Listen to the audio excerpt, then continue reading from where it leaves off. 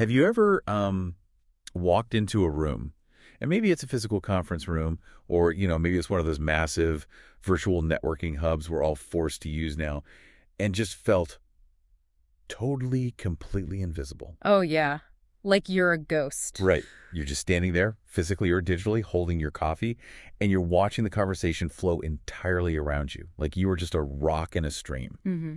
And then somebody else walks in, and they haven't even said a single word yet. They haven't flashed a credential. They haven't pitched an idea, but suddenly the whole energy of the space just magnetically shifts toward them. Every head turns. Every screen pins them. It's almost palpable, right? It's like the air pressure in the room literally changes. Yeah. Yes. And the craziest part is they usually aren't doing anything loud or flashy at all. They just exist in the space, and everyone instantly wants to know what they think. Exactly. And you're just standing there, checking your tech, fixing your posture, and wondering, what do they have that I don't? Right. Is it the title? Is it their outfit? Did they hire a charisma coach? Well, if you are listening to this, I need you to lean in. Because whether you are prepping for a high-stakes, algorithm-judged virtual pitch meeting next Tuesday, or you are just desperately trying to build genuine friendships in a 2026 world where, let's face it, everyone is exhausted and staring at a screen 12 hours a day. So exhausted. We're going into the deep end today. We're decoding the actual neurological science of likability and the psychology of influence. And we're doing it by tearing apart Marc Reklau's incredibly provocative book, How to Become a People Magnet. It is such a fascinating text to unpack right now, especially today. Oh, for sure. Because it completely flips the script on what our society tells us, charisma actually is. We've been sold this idea that influence is about dominance or having the sharpest witty comeback or perfectly curating your personal brand, and Reklau just strips all of that away. Look, I'm going to be honest right out of the gate here, and I'm going to play the skeptic today because I feel like I have to. Bring it on. I am highly skeptical of this whole people magnet concept because, we live in 2026. The world is ruthless right now. It really is. It is hyper-competitive. We're constantly distracted by tech. Every single career move is driven by these opaque algorithms, and everyone is optimizing their personal brand just to survive the next round of AI-driven corporate restructuring. Yeah, the pressure is immense. So when I hear the phrase people magnet, my brain immediately translates that to people pleaser. Ah, okay. And in this economy, in this culture, isn't being a people pleaser just a fast track to getting walked all over? Aren't you basically just volunteering for burnout? That is exactly the trap so many people fall into, and honestly, it is a completely valid fear. Right. But here's the thing. Becoming a people magnet, at least the way Reklau breaks it down through behavioral psychology, isn't about pleasing anyone. It has absolutely zero to do with faking it or learning weird psychological pickup lines. Thank goodness. Right. Or bending over backwards to make your boss like you. It is actually about authentic power. It's about building a psychological foundation so incredibly solid that people are drawn to you because you are a safe harbor in a chaotic world. Okay, let's unpack this because the text hits you with this premise right away in Chapter 1. Reklau says, if you want to attract amazing people, you must first become someone worth attracting. And he explicitly says to stop trying to impress others and just start being real. But, come on, we live in 2026. I know. Every single person is curating their digital avatars. Every LinkedIn persona is flawlessly optimized. Our performance is literally tracked by AI metrics. Yeah, it's all about the data now. If I just show up to a networking event or a virtual sync and I just drop the mask, if I just show up with my flaws, my stress, my insecurities, isn't that literal career suicide? What's fascinating here is the massive distinction Reklau makes between oversharing your insecurities and having actual emotional intelligence. Okay, explain that. So dropping the mask doesn't mean you log on to a client call and say, hey, everyone, I'm terrified of failure and I barely slipped because of my existential dread. Right, yeah, please don't do that. Exactly. That's not being real. That's just dumping your unresolved anxiety onto other people. Reklau introduces this concept of the inner mirror, which is deeply rooted in how our brains process social hierarchies and self-worth. The inner mirror. Break that down for me because it sounded a bit abstract when I was reading it. Sure. Basically, the deep truth is that the way you treat yourself sets the absolute subconscious standard for how others treat you. Think about it like a funhouse mirror. Oh, like at a carnival. Yeah, exactly. If you go to a carnival and stand in front of a warped mirror, the reflection that comes back at you is completely distorted. Yeah, your head looks giant, your Yeah. legs look tiny. Right, it warps the reality. Well, your internal self-talk works the exact same way. If you are constantly shrinking your worth, if you're criticizing yourself internally, Like saying, I'm going to mess this up. yes, if you walk into a room thinking, I don't belong here, I hope nobody notices I'm a fraud, you are creating a warped psychological mirror. And the people around you, without even realizing they're doing it, will look into that mirror and interact with the distorted version of you. Wait, really? Yeah, they will unconsciously reflect that exact anxious, insecure energy back to you. They will treat you like you don't belong because you are basically broadcasting that you don't belong. Wait, so you're saying my internal monologue is actually projecting outward? Like I'm emitting some sort of Wi-Fi signal of my own self-doubt. Yes, literally, from a neurobiological standpoint, you absolutely are. That is insane. It is, but think about it. We communicate so much more through micro-expressions, posture, and autonomic nervous system responses than we do with actual words. Right. When you are internally beating yourself up, your cortisol levels rise, your breathing gets shallower. Oh, and your shoulders tense up. Exactly. Your shoulders physically round inward, your vocal cords tighten, which actually changes the resonance of your voice. You might not hear the difference yourself, but the human brain is highly evolved to detect those minute shifts in other humans. It's a literal evolutionary survival mechanism. When someone detects your internal instability, their brain registers you as a low status or high risk connection. That is terrifying. So if my inner mirror is cracked, everyone sees the cracks. Basically, yes. But Reklau says emotional attractiveness means being non-reactive under pressure. It means knowing your self-worth.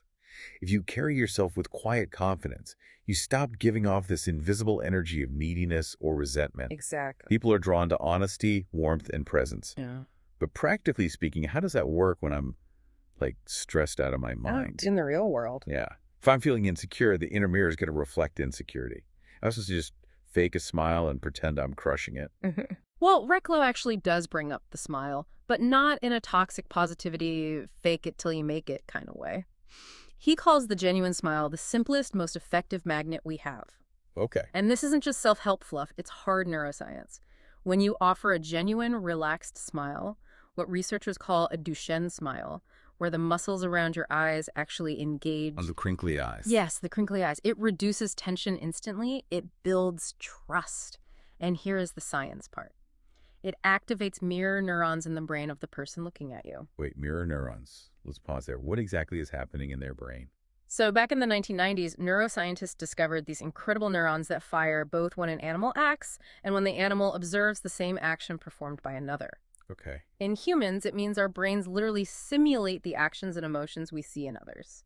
If I genuinely smile at you, your brain fires the exact same synaptic pathways as if you were smiling. No way. Yes. Before you've even consciously registered that I smiled, your brain has already flooded your system with a microdose of dopamine and serotonin. So I am literally lifting your mood by merely existing in a positive state in front of you.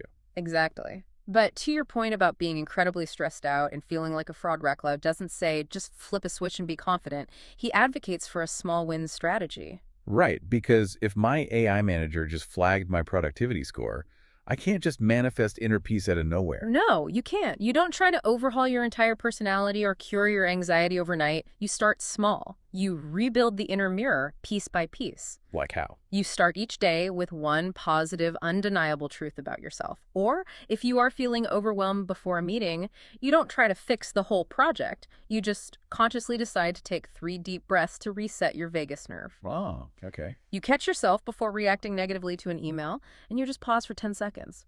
Every single one of these tiny microactions is a vote for the person you are becoming. It's about building self-respect incrementally. Exactly. You start to speak to yourself with kindness, you set one healthy boundary, and you own your strengths without an ounce of apology. Without apology. I like that, because when you do that, when you stop constantly managing the PR of your own existence, you drop the mask. And Reklau argues that when you finally let go of the mask, others feel safe enough to drop theirs too. Precisely. And in 2026, psychological safety is the rarest commodity on the market. Oh, absolutely. Everyone is performing. Everyone is terrified of being canceled or fired or algorithmically downgraded. If you're the one person in the room who is just grounded, who isn't trying to hustle for their worth, People will gravitate to you like you are giving away free oxygen. Okay, so that's the inner foundation. Mm. That's fixing the warped funhouse mirror. But let's transition to how we actually project this outward in real-world conversations. Let's do it. Because there's a rule in this book that honestly made me break out in a cold sweat. It totally challenges everything I've been taught about corporate survival. You're talking about the 80-20 rule, aren't you? I am absolutely talking about the 80-20 rule. Reklau states categorically that if you want to be magnetic, you should listen 80% of the time and talk only 20% of the time. Yep. Here's where it gets really interesting and where I am going to push back incredibly hard. Go for it. Let's put this in a real-world scenario. Let's say I am in my mid-year performance review or, a massive pitch meeting with a client over holographic Zoom. Okay. If I only talk 20% of the time, how on earth do I prove my value? How do I advocate for my raise? If I'm just silently nodding while the client or my boss talks for 35 minutes of a 60-minute meeting, I look entirely passive. I hear that. I look like I have no ideas. Yeah. In this aggressive corporate culture, if you aren't dominating the airwaves, you are considered invisible. It is a very common fear. Yeah. But you are equating talking with value, and they are not the same thing. Think about the modern context of what a meeting actually feels like today. Think about the reality of constant screen time. Notifications are buzzing on our wrists every 3 seconds. Our attention spans are fractured. Yeah, nobody's paying attention. Right. Most people in those meetings aren't actually listening to whoever is dominating the airwaves. They are just waiting for their turn to speak, or they are half scrolling their phone under the desk, or checking another tab. Oh, totally. The classic, yeah, great point, synergy. Yeah. While I'm actually typing out a completely unrelated message on Slack. Exactly. So in that chaotic, highly distracted environment, someone who actually looks at you, completely without judgment, puts their phone physically face down, closes all their browser tabs, and just offers you full, undivided presence. That's rare. That is a shock to the system. It is practically a superpower today. Reklau points out that most people listen to reply. People magnets listen to understand. But 20% talking. I still feel like I'm giving up all my power in the conversation. Like if I don't list off all my accomplishments, my boss won't know I did them. You're not giving up power. You are completely changing how you wield it. Let's take your performance review example. Okay.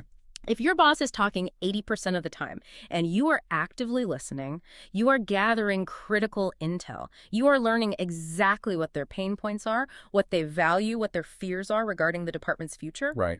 Then you use your 20% to deliver a highly targeted, surgically precise statement. Instead of rambling for 20 minutes about every email you sent, you use your 20% to say, based on what you just shared about the department's struggle with the new AI integration, here are the 3 ways my specific work over the last quarter has already mitigated that risk and how I plan to scale it next quarter. Boom. That 20% is undeniably powerful because it is perfectly calibrated to what they actually care about. Oh, wow. Okay, so the 80% listening is basically data collection. It's data collection, but it's also rapport building.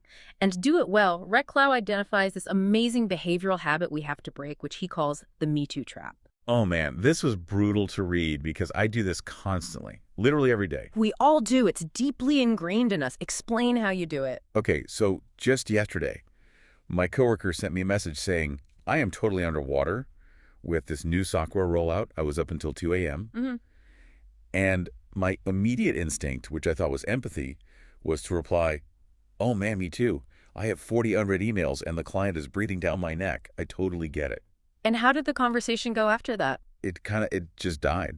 They just sent a thumbs up emoji and that was it. Exactly. Because without realizing it, you just committed conversational narcissism. Conversational narcissism. Yeah. That is harsh, but fair. I know, it sounds mean, but think about it.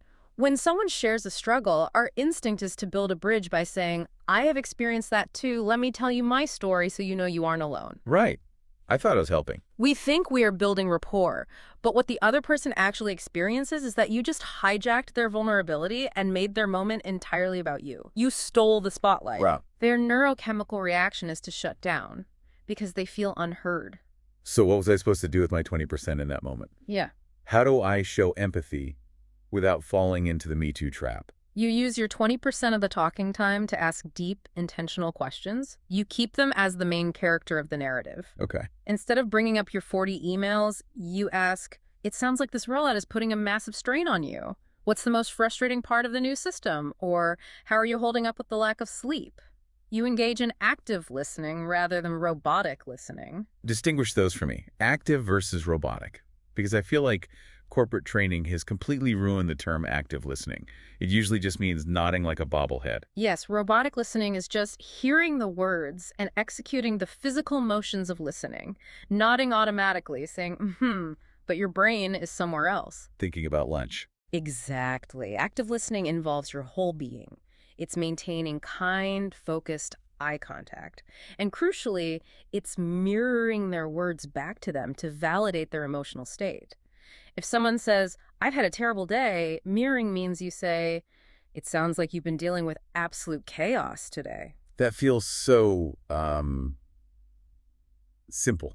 Almost too simple. Like I'm just a parrot. It feels simple, but it is profoundly effective because it validates their reality. It proves you are in the trenches with them. But notice you didn't offer a solution in that example. You didn't say, here's how to fix the software. And that is the secret. Unless they explicitly ask for a solution, people aren't looking for you to fix their problems. They're looking for connection. They're looking to offload the emotional weight of their problem. Right. When you pause, lean in, and give them the gift of being fully seen and heard without jumping in to fix it or make it about yourself, you become unforgettable to them. Because they feel safe. Going back to that word. Safety. Exactly. Listening creates influence. Reklau stresses that people are far more likely to follow the lead of someone who deeply listens to them than someone who constantly talks at them. That makes a lot of sense. It's a form of quiet leadership. The person who controls the flow of questions actually controls the conversation, not the person who talks the most. Okay, quiet leadership. That ties perfectly into what I want to challenge next. Because if we are only talking 20% of the time and we're relying on our presence to carry the weight, the space we take up has to be incredibly grounded. We can't be fidgety and anxious.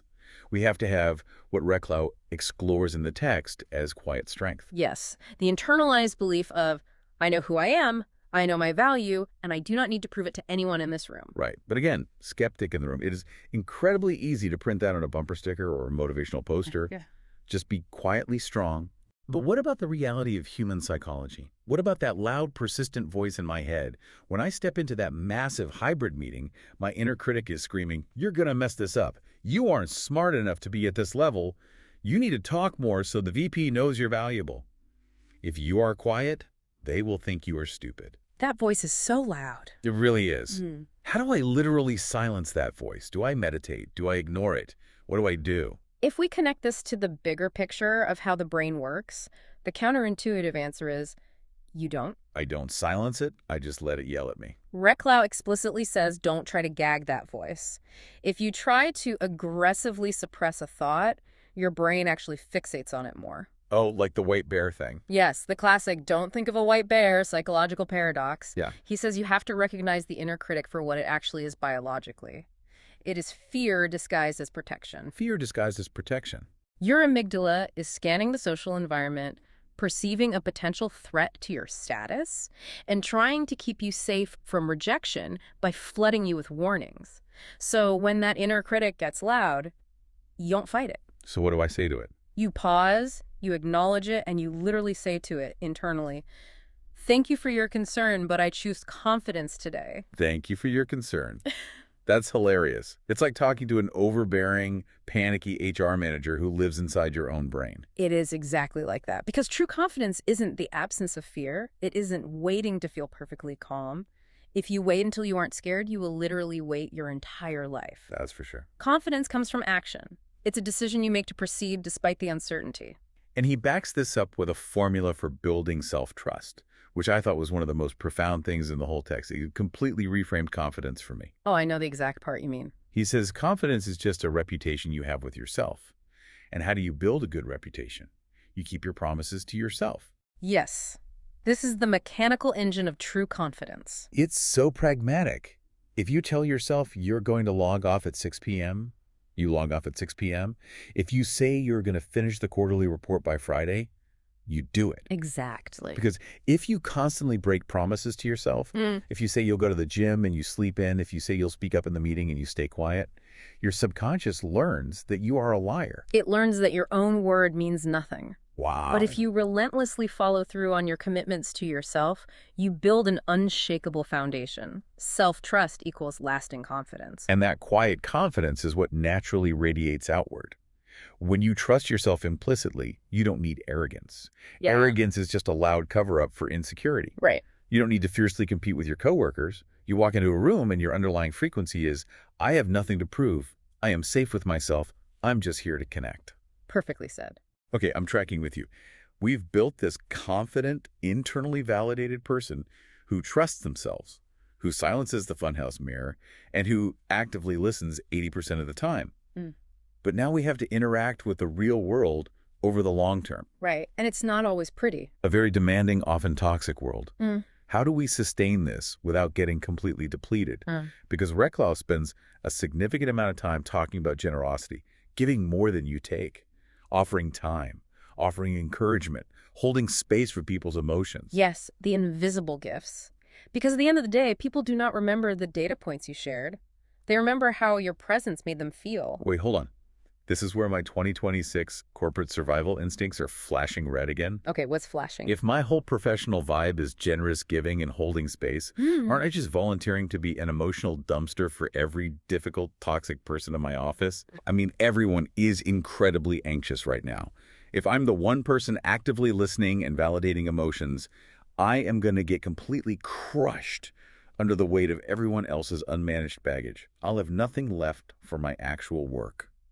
This raises an important question, and I'm so glad you brought this up because it leads right into what I think is Reklau's absolute most brilliant buried gem in the entire book. Really? Most people skip right over it because they are looking for networking hacks. It's the concept of energy hygiene. Energy hygiene. Okay, scrub that down for me. Generosity is beautiful, but it is destructive when it drains you dry.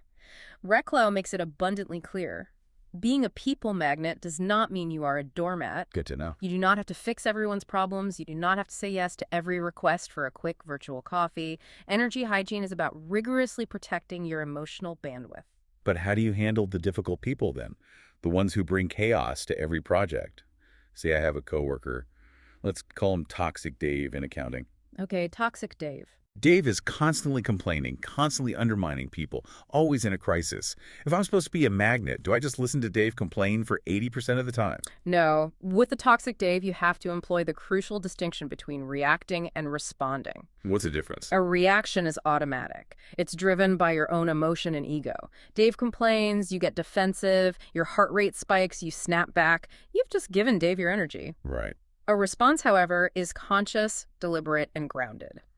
When Dave is rude to you or overly critical, you have to realize it is almost always a projection of his own inner chaos, his own unmet needs or deep insecurities. It is rarely actually about you. So I'm supposed to just use my empathy and take the abuse? Absolutely not. Empathy is not a suicide pact. You use empathy internally to ask yourself, what pain or fear is Dave carrying that makes him act this way? Okay, so it diffuses my own anger. Exactly. Doing that diffuses your own ego in the situation. You stop taking it personally. But, and this is the core of energy hygiene, you pair that empathy with fierce, impenetrable boundaries. Empathy doesn't mean you accept poor treatment. How do you set the boundary with Dave then? You can say, calmly, Dave, I can see you are incredibly frustrated about this budget. I am happy to discuss solutions, but I am not going to engage in this conversation while you use that tone of voice. Let's circle back this afternoon. You validate the emotion, but you reject the behavior. And if she keeps pushing? If the toxicity continues, Reklau says the most magnetic, powerful thing you can do is simply walk away. You withdraw your presence. Wait a minute. What? So what does this all mean? Oh, wait. I think I just had a massive realization because you're connecting energy hygiene with the later concepts of boundary setting and authenticity. I have been looking at this entire book completely backwards. Tell me what you're seeing. I came into this deep dive thinking that being a people magnet meant doing more. Like adding things. Yeah. Like I need to add 10 new skills to my repertoire. I need to force myself to be more extroverted. I need to flatter everyone, compliment everyone, hold space for all the toxic days, be the life of the virtual party, constantly validate my boss, and hustle to make sure everyone leaves the room thinking I'm amazing. That sounds exhausting. It is. I thought magnetism was an active pursuit, but Reklau is actually saying magnetism comes from doing less. Yes. Oh, exactly. You've hit the exact center of the bullseye. It's the art of saying no. It's the power of leaving an awkward pause in a conversation instead of nervously filling it with chatter. It's calmly walking away from toxicity without feeling the need to defend yourself. It's absolutely abandoning the desperate need to win over everyone in the room. You have completely nailed it. The ultimate magnetic trait isn't chasing people or chasing approval. Chasing inherently implies lack. It implies you need something from them to feel whole. True magnetism is being so incredibly centered in your own worth, so rigorous about your energy hygiene, that you don't need anything from the interaction. You give from a full cup, but you violently protect your peace. It's like gravity. Let me use an analogy here. Think about the sun in our solar system. Okay, the sun. The sun doesn't wake up and try to pull the planets toward it. It doesn't hustle to get Jupiter's attention. It doesn't exhaust itself trying to make Mars happy. No, it doesn't. The sun is just massive. It is dense. It is completely centered in its own space, burning its own fuel. And because it is so incredibly grounded in its own gravity, the planets naturally orbit it. By stopping the desperate people-pleasing, by protecting your peace and letting go of the need for external validation, you literally become the sun. You generate your own gravity. That is the perfect metaphor. You become the sun. And think about how incredibly attractive that is in our modern world. It's In 2026, where everyone is burnt out, overextended, desperately seeking validation from their digital metrics and bending over backwards to appease the algorithm, the most countercultural, magnetic thing you can possibly be is fiercely protective of your own boundaries. You do not need anyone's permission to prioritize your well-being. Because when you operate from that place of quiet strength, people instantly sense it. They are drawn into your orbit because they are exhausted and they desperately wish they had your gravity. Wow. Okay. That completely reframes the entire philosophy for me. It's not a checklist of how to perform for others so they like you. It's a manual on self-preservation that accidentally makes everyone love you as a byproduct. Exactly. Magnetism is just the byproduct of self-mastery. Okay, I am fully on board with the internal psychology now. But let's get into the tactical execution. Now that we understand this core gravitational pull of boundaries and inner peace, how do we fine-tune the outward signals? The physical stuff. Because we still have to physically communicate with the world. We can't just sit there radiating gravity in silence. Reklau spent a lot of time breaking down the mechanics of outward magnetism. Nonverbal cues, body language, vocal tone. Yes. He cites the classic communication studies showing that over 90% of the emotional impact of our communication is nonverbal. Yes. The words matter, but the delivery vehicle, your posture, your open body language, the tone and pitch of your voice, your eye contact, that is what actually registers in the other person's nervous system. Skeptic hat back on, though, just for a second. Let's talk about the hybrid reality of 2026. A huge percentage of our interactions are remote. Half the time, I am literally just a 2-inch square on someone's monitor. Right, the tiny boxes. Does it really matter if my feet are shoulder-width apart and my hips are open if they can only see me from the collarbone up? Are you really saying my physical posture matters more than the data in my carefully crafted 50-slide presentation? I am absolutely saying it matters, and in a digital environment, it might actually matter more. Really? Because while they might only visually see your shoulders, your posture fundamentally alters your own physiology. If you are hunched over your laptop, compressing your chest, your lungs cannot fully expand. Right, you get that shallow chest breathing. Exactly. Shallow breathing triggers a mild stress response in your nervous system. It raises your vocal pitch, making you sound thinner and more anxious. Oh, wow, so it changes my voice. But if you sit tall, with your shoulders rolled back and your feet planted securely on the floor, you open up your diaphragm, you breathe deeper. This engages the vagus nerve, which literally slows your heart rate. Your vocal cords relax and your tone of voice drops into a richer, calmer resonance. Okay, so the posture isn't for them to see, it's to hack my own biology so I sound like a leader. Yes, and tone of voice transcends screens entirely. A flat, tight, anxious tone completely kills whatever message you are trying to deliver. That makes sense. If you tell a coworker on a Zoom call, "I'm so happy for your promotion," but your posture is rigid and your tone is strained, their brain will instantly disregard your words and believe your tone. They will think you are jealous or lying. The brain is so smart. It is. Your facial expressions also transcend screens. A warm, relaxed face with that genuine Duchenne smile we talked about makes you instantly approachable, even through the digital ether. You simply cannot fake your vibe. If you are secretly anxious or trying too hard to impress, that frantic energy bleeds right through the camera lens. That makes total sense. We've all been on calls with people who just exude nervous energy, and it makes the whole meeting exhausting. It's contagious. He also talks about the mechanics of a genuine compliment, which I think is a huge part of this outward signaling. We have to make people feel seen. Right, because ordinary interactions become extraordinary when you make people feel genuinely good about themselves. But the key word is genuine. Sincerity is everything. Because fake compliments are the absolute worst. We all have that one manager who uses the compliment sandwich where they give you a fake compliment, deliver the bad news, and end with another fake compliment. Oh, I hate this. You can spot it a mile away, and it just feels manipulative. Insincere compliments actually repel people because they feel transactional. It feels like you are buttering them up for a request. Reklau says magnetic people don't just say generic things like, "You're so smart," or "Great job today," or "I love your shirt." They compliment character traits and highly specific actions. Detail that for me. Walk me through the mechanics. What's the difference between a generic 2026 corporate compliment and a magnetic one? Let's use a project rollout as an example. A generic compliment is surface level and outcome focused. "Hey, great presentation today. The slides looked awesome." It's nice, but it's forgettable. A magnetic, genuine compliment is highly specific, and it highlights their internal character. You say, "I was incredibly impressed by how you handled that hostile question from the client on slide 14. You didn't get defensive. You thought through every angle. You stayed so incredibly calm, and you totally de-escalated the room." Oh, wow. That hits totally differently. It hits differently because you aren't just complimenting the result. You are complimenting their resilience, their patience, their emotional intelligence. You are proving unequivocally that you didn't just hear them, you truly saw them in action. And wait, that goes right back to the 80-20 rule. Exactly. If you are actively listening 80% of the time, you actually possess the specific data points required to make a character-based compliment. You literally cannot give a deep magnetic compliment if you spent the whole meeting just waiting for your turn to speak. See how all these principles naturally interlock? They stack on top of each other. The inner mirror allows you to be secure enough to talk less. Listening 80% of the time allows you to gather the specific granular details about the other person.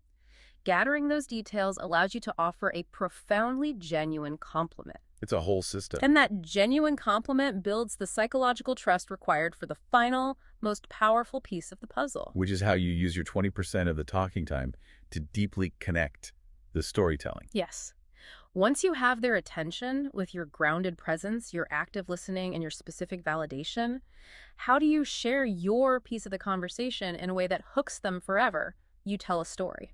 Reklau calls it the ultimate connector. I love this section so much because in the corporate world, we are obsessed with data. We think facts and spreadsheets will persuade people, but facts tell and stories sell. Or, in the context of being a people magnet, facts inform, but stories connect. Human brains are literally wired for narrative.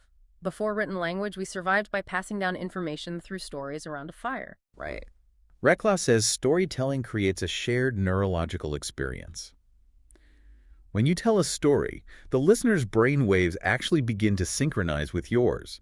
It's a phenomenon called neural coupling. But to work, the story needs to be visual, it needs to be emotional, and it needs to be structured with a clear conflict and resolution. And vulnerability. This is where the mask comes off completely. He says, don't just give the highlight reel.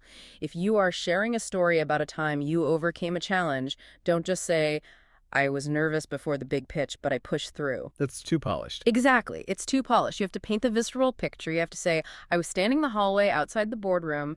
My palms were sweating so much I couldn't grip my digital tablet. My heart was hammering against my ribs, and my inner critic was screaming that I was an imposter and I was going to ruin my career." When you share a relatable, messy struggle like that, you shatter the illusion of perfection. You give the listener silent permission to say, "Oh my gosh, I felt that exact same way. I thought I was the only one." It builds trust instantly. Massive trust. Because they see you as a complex, feeling human being, not as a flawlessly curated 2026 digital avatar. It's the absolute secret sauce to being memorable. We always return to that core truth. We remember how people make us feel. Stories are the ultimate emotion delivery vehicles. They really are. When you pair a vulnerable, relatable story with someone who listens actively, who maintains fierce boundaries, and who refuses to engage in desperate people-pleasing, that is an unstoppable gravitational combination. It is the literal definition of a people magnet. It proves that influence is not about being the loudest voice in the room. It's about being the clearest, the kindest, and the most fiercely present voice in the room. Okay, this has been an absolutely wild, paradigm-shifting journey today. Let's recap this because we covered massive ground. We really did. We went from tearing down the desperate 2026 need to impress and constantly curate our digital personas to understanding the neuroscience of the inner mirror. We completely reframed the terrifying 80-20 listening rule, learning how to dodge the Me Too trap and make the other person the absolute main character. We practiced rigorous energy hygiene so we don't get drained by the toxic waves of the world. And we hit that massive gravity-shifting realization that true magnetism isn't about hustling for attention or doing more. It's about strong boundaries, radical authenticity, and actually doing less. It's about becoming the sun. And I want to remind everyone listening, this is a practice of incredibly small daily wins. You do not have to completely overhaul your life or your personality by tomorrow morning. Just pick one thing. Exactly. Start today with a single, genuine Duchenne smile at a barista or a coworker. Practice taking 3 deep breaths to reset your vagus nerve before you respond to an aggravating email. Offer one highly specific, character-based compliment to someone who usually gets overlooked. You already possess every single biological and psychological tool you need to be deeply magnetic, and you just need to uncover them and trust yourself enough to use them. I love that. Uncover the tools you already have. And I want to leave you, the listener, with a final lingering idea to chew on as you go back into your day. In a near future that is increasingly dominated by artificial intelligence, predictive text algorithms, and automated corporate responses, pure, unscripted human presence is becoming the rarest and most valuable commodity on planet Earth. So true. Your actual empathy, the warmth of your genuine smile, your ability to hold space for a colleague in total non-judgmental silence. No machine can ever replicate that. As the world gets louder and more synthetic, your quiet, grounded humanity is your ultimate competitive advantage. So are you going to keep hustling to be part of the digital noise, or are you going to step back, protect your peace, and become the magnet?